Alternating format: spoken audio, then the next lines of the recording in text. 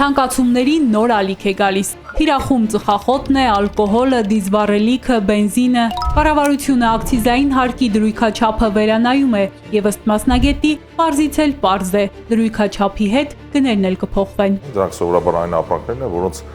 գների թանկացումը չի բերում պահանջարկի նվազման, այսինքն ծխախոտ ծխողը նորից շարունակում է ծխախոտ ծխել, դիզվառելիք կամ բենզին վառողը շարունակում է բենզին օգտագործել։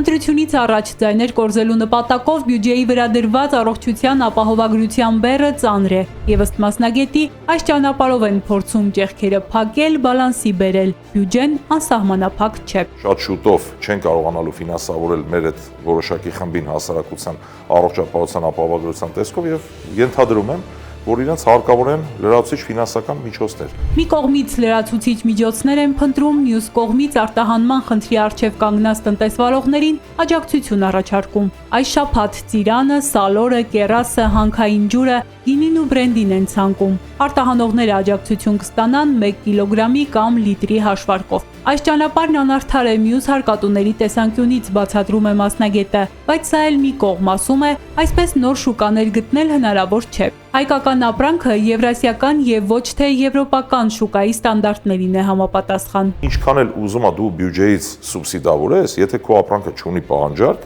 դա երկար կյանք չունի այդ սուբսիդավորումը։ Ամիսներ անց պարզվելու է հայկական ապրանքը եվրոպական շուկայում պահանջարկ չգտավ, իսկ բյուջեի միջոցները սպառվեցին։ Այսպիսով ստացվում է տնտեսվարողն էլ, պետությունն էլ փաստի առջև են կանգնելու։ Դիվերսիֆիկացիան դա շատ լավ բան է, երբ պետությունը դիվերսիֆիկացնում է իր արտահանման կառուցվածքը, բայց չեն դիվերսիֆիկացնում օրինակ դիցուկ արաբական երկրներ, ասենք արաբական, չգիտեմ, Իրաք, Միացյալ Արաբական Էմիրություններ, Չինաստան, իրենք ֆիքսվել են կոնկրետ Եվրոպայի վրա։ Եվ այստեղ կա քաղաքական